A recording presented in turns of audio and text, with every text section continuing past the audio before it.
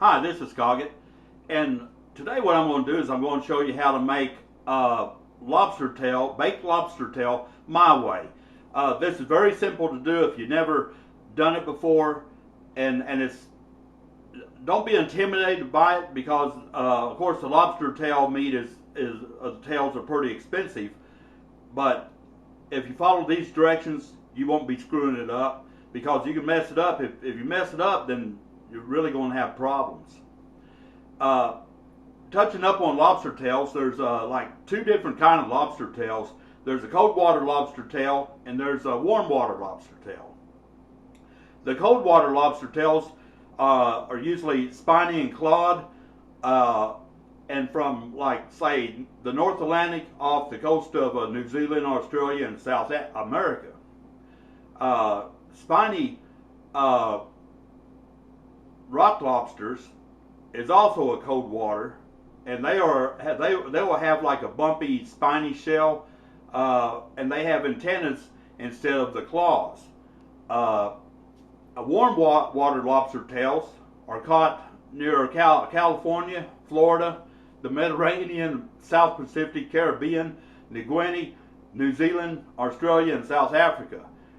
They will have small yellow flats on the shells and yellow bands on the tail. So that's how you can tell whether they're warm water or a cold water. If you have any doubts, just ask the fishmonger where you buy it. He'll be able to tell you. And today what I have is the warm water ones, and I'm going to show you how to prepare this for the oven, and I'll tell you what temperature and everything to make it at. I'll go ahead and show you what we're going to do is we're going to do what is called a piggyback on this lobster tail when I bake it, and I'll show you how to do that, and go ahead and get started and show you.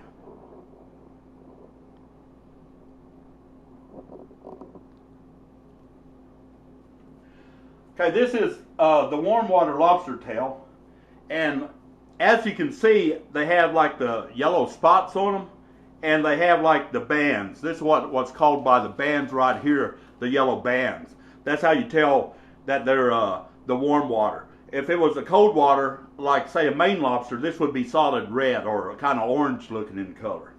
Now I'll go ahead and show you how to piggyback this. It's very simple to do.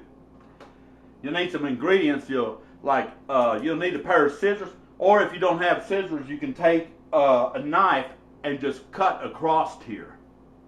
I always like to use scissors because it comes out easier and it's easier to work with.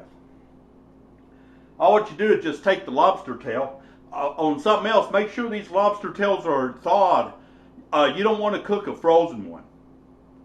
So be sure you thaw these out. And there's several different ways to thaw them out also. You can like put them in the microwave to thaw them out. The best way is to put them in the refrigerator in a Ziploc bag full of water and let it just thaw for like 24 hours. They'll be thawed out and ready to use. Or you can put them in a bowl and fill the bowl with water and just have the running water to thaw them out. So what I'm going to do is I'm going to take my scissors and insert it right where the shell is, and I'm just going to cut all the way down.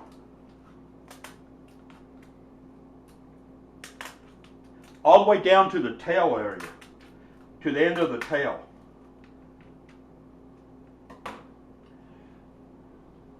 Which it will be in a half then. Then you take the lobster tail and you just kind of spread it out. Just like this.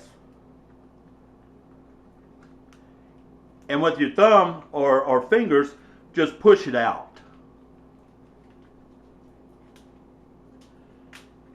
This one's got a little water in it, so from being thawed, but it still be all right.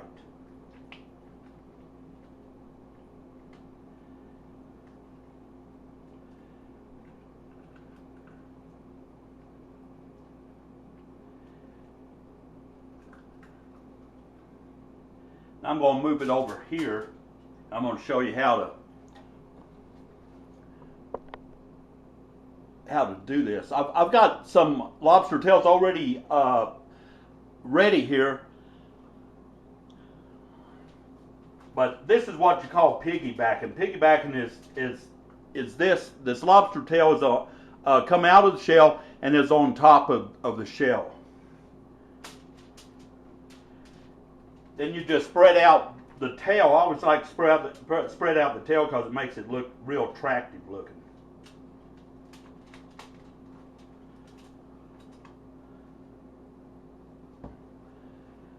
Then I take some olive oil.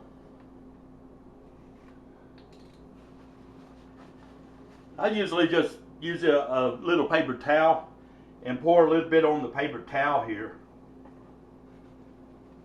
And then just brush it on top of the lobster tail itself.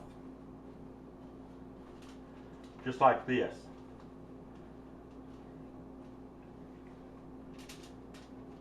Having problems with this tail staying out, but we'll get it there. Then I take a little paprika, just put a little bit in my hand and kind of drizzle it over just like so.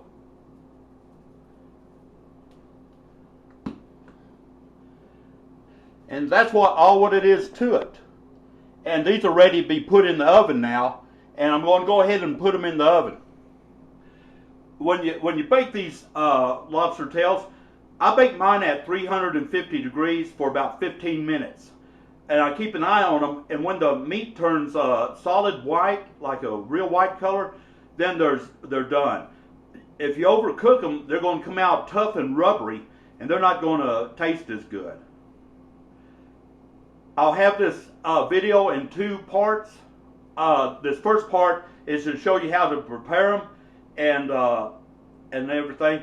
The second part will be the finished product, and after they're done, I'll show you how they come out. I appreciate you watching the video.